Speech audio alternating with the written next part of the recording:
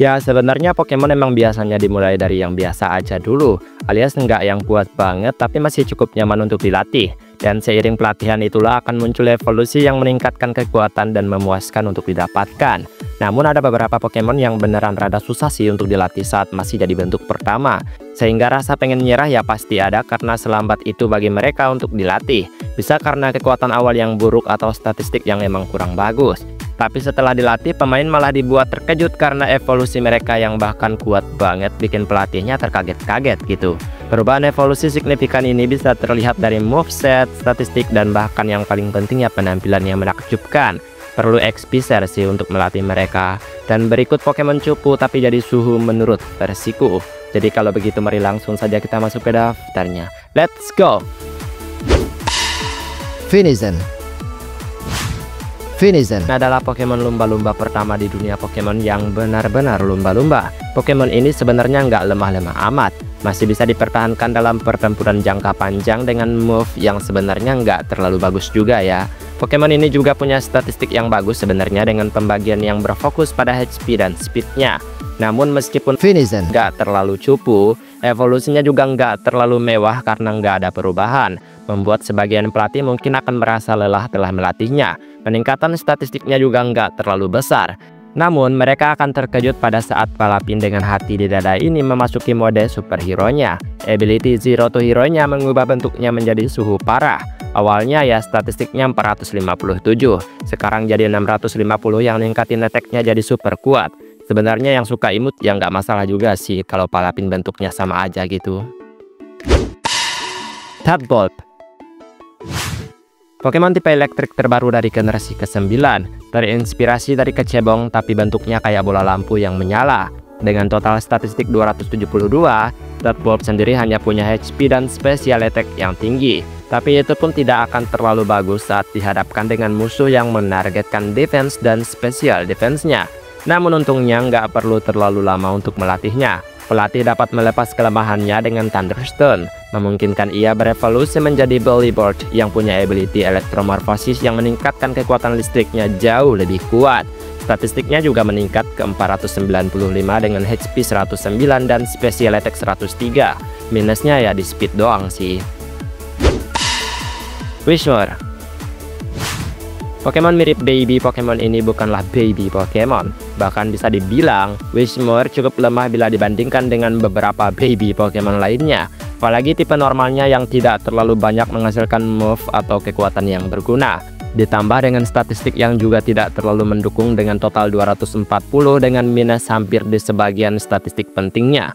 Makanya sekedar menaikkan Pokemon ini di setiap pertempuran rasanya agak susah kalau nggak dibantu item dan teman setimnya. Terlepas dari itu semua, seiring berjalannya pelatihan, Whismur nantinya akan menemukan Explode yang lebih baik. Meskipun nggak terlalu bagus-bagus amat, tapi masih lebih puas berkat stat dan juga kekuatan yang beragam. Wimpod, kebanyakan Pokemon tipe bug emang kalau lemah ya nggak akan berkembang pesat dan tetap lemah gitu. Tapi giliran kuat ya mereka akan kuat dari awal.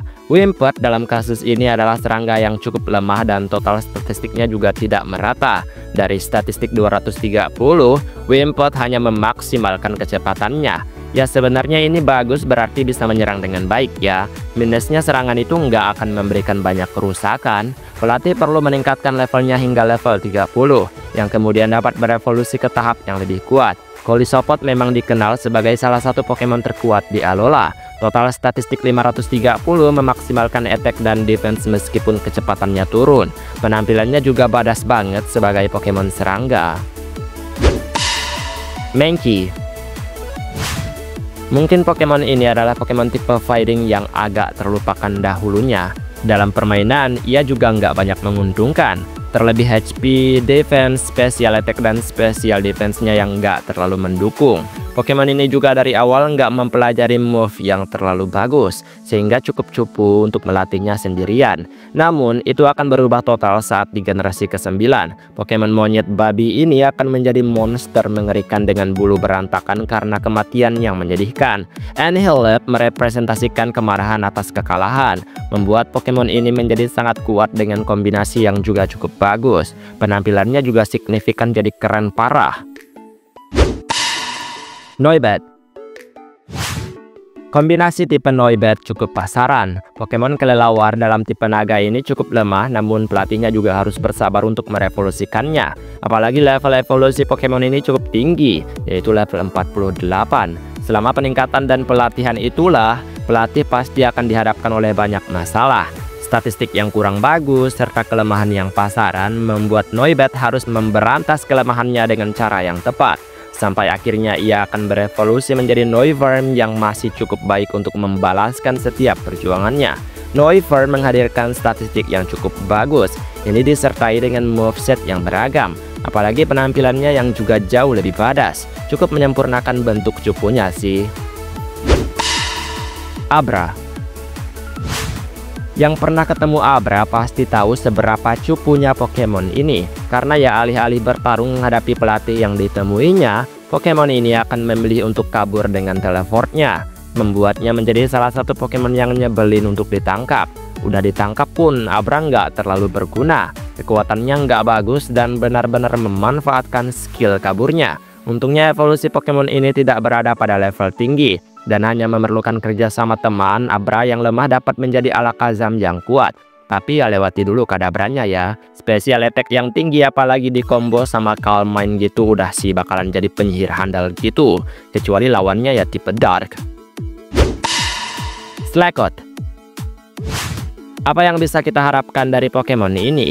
Ada sebenarnya ya, tapi itu tadi, pelatih perlu banget punya kesabaran penuh untuk melatihnya. Slakoth bukanlah Pokemon yang kuat-kuat amat. Dalam keadaan ini, ia yang bertipe normal juga tidak diuntungkan dengan stat kecepatannya yang rendah. Perlu cara jorok untuk membuatnya sedikit lebih mampu untuk bertarung.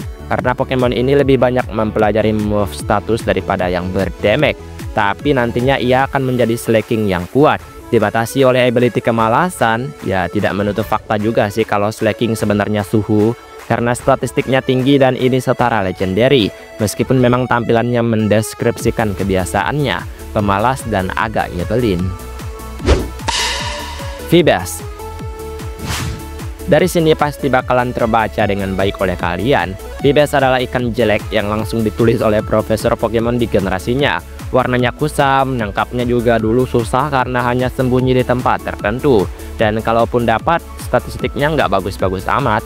Malah cukup buruk karena cuma punya kecepatan tinggi buat kabur. Tapi HP-nya sampai special attack-nya di bawah 15. Menyedihkan banget bagi Pokemon ini dan pelatihnya sih. Namun ada hasil dari kesabaran dan perjuangan. Milotic adalah evolusi Pokemon yang menakjubkan. Cantik, membahana, dan kuat dalam pertarungannya. Ini definisi membalas hinaan dengan keberhasilan sih. Menciptakan ular cantik yang sangat memuaskan. Magikarp. Udah pasti siapapun tahu apa itu Magikarp dan jadi apa nantinya ia di kemudian hari. Semua pelatih mengambil Magikarp karena emang evolusinya kuat. Karena Pokemon ini beneran cupu parah dan nggak akan banyak berkontribusi bagi tim di awal permainan.